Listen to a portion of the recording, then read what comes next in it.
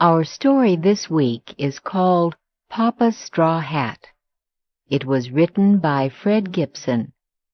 Here is Shep O'Neill to tell you the story.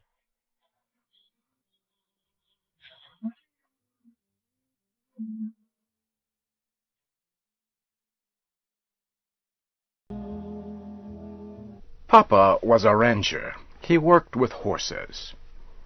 He was proud of the way he dressed. He always wore clean clothes, even when he worked. That is very difficult for a rancher who works outside on a horse farm. He often said to me, "Son, you may not be able to buy the best clothes, but always keep those you have clean. That is the important thing." Papa did what he said. His clothes were never dirty like those of most of the other ranchers I knew. Papa never worked outside without a hat. He always wore the same kind of hat. It was a cowboy hat, a large black hat of heavy wool. He never pushed the hat to one side of his head. He wore it straight. And he did not push the top of his hat down like most cowboys do. He wore his hat full and high. I think he wanted to look taller than he really was. Papa had two hats. One was his Sunday hat. The other was his everyday hat. When his Sunday hat got old, he wore it every day, and then bought a new Sunday hat. He wore his hat full and high. I think he wanted to look taller than he really was. Papa had two hats. One was his Sunday hat. The other was his everyday hat. When his Sunday hat got old, he wore it every day, and then bought a new Sunday hat. He wore his Sunday hat only to church, or on holidays, or when he visited the city. Most of the time he kept his Sunday hat in a special box. He hid it so we could not find it. Papa loved his hats, and he cared for them in a special way. He never threw them down on a chair. Someone might sit on them. He even had a special place for his everyday hat. As soon as he came into the house from work, he put his hat on a nail behind the kitchen door. Mama was very careful of Papa's hat. She was proud of the way he looked when he worked, or when he wore his Sunday hat and his best clothes. She was not permitted to touch his Sunday hat. Then something happened. Maybe it was the heat of the long summer. Maybe Mama read about hats in a magazine or book. But in some way, she got the idea that Papa should not wear a heavy wool cowboy hat in the hot weather. She began to believe that Papa would lose his hair if he did. Mama began to worry more about Papa's hair than about his hats. Perhaps it was Uncle George who made Mama worry about Papa's hair. Uncle George had no hair. His head was as smooth as an egg. Papa had thick black hair that shone like silk. It would be terrible if Papa lost his hair because he wore a heavy wool cowboy hat. So, Mama began to worry. She began to watch Papa carefully as he worked in the hot fields under his tall, heavy hat. She saw how wet his hair was when he came into the house. Mama began to talk about hats. "Papa," she said one day, "why don't you throw that old wool hat away and get a nice, cool straw hat?" "What?" Papa said. "Me wear a straw hat? I would never let my horses see me in a straw hat." "Horses?" Mama answered. "What have horses to do with a straw hat? Animals don't care what kind of hat you wear." "Mine do," Papa said. "My horses recognize me because I always wear the same hat.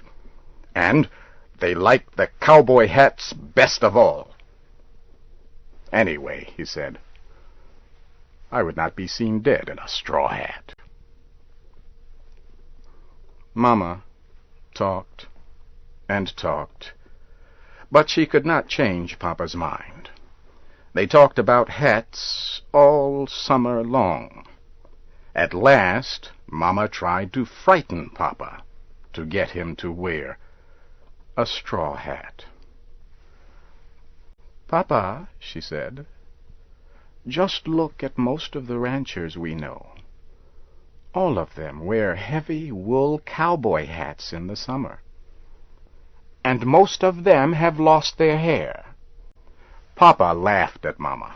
He laughed so hard the tears ran down his face and his stomach hurt. But his laughing did not stop Mama. She told him about Jim Berry, who lost his hair about 2 years ago. Papa, a little angry, answered, "It was not the cowboy hat that made Jim Berry lose his hair. It was his wife, always talking about hats and not giving him any peace and quiet." Mama said nothing. She stopped talking about hats. I wondered what was going to happen. Then, one day, Mama got up earlier than usual. She marched to the kitchen and made breakfast. She had a very serious look on her face. She did not say a word. She made more noise than usual. She put the dishes down so hard I thought they would break. Suddenly she got in the car and drove toward the city. She did not tell us why she was going. Later, she came home with a straw hat. She still looked very serious. There had not been much rain that year. It was a bad year for ranchers. We had only a little money. But it was the year for Papa to buy a new cowboy hat. Mama knew this. She also thought that if she spent the money for a straw hat, Papa would not spend any money to buy a cowboy hat. Mama was right. When Papa saw the straw hat, his face got red. He said nothing.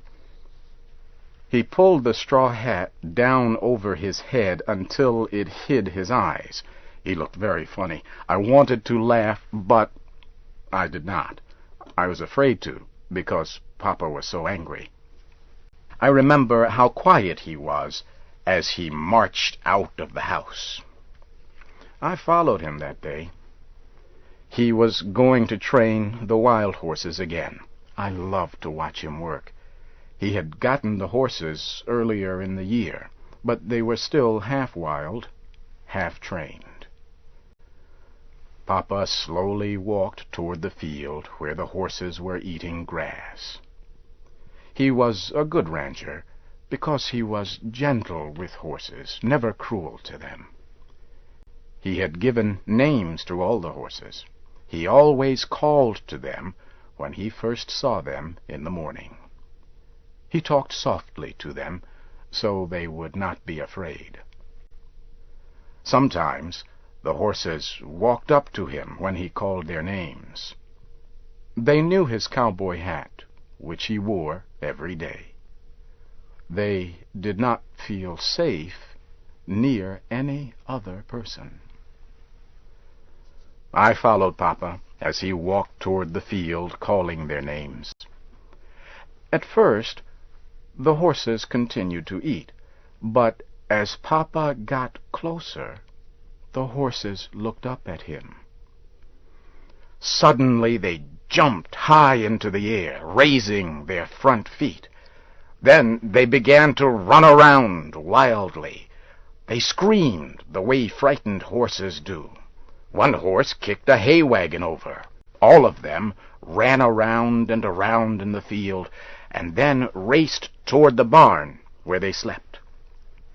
I never heard such a noise. Papa began to shout, "Whoa, boys! Steady, boys, steady!" But there was nothing he could do. He marched toward the house. Inside the barn, the frightened horses screamed and kicked hard against the walls of the barn.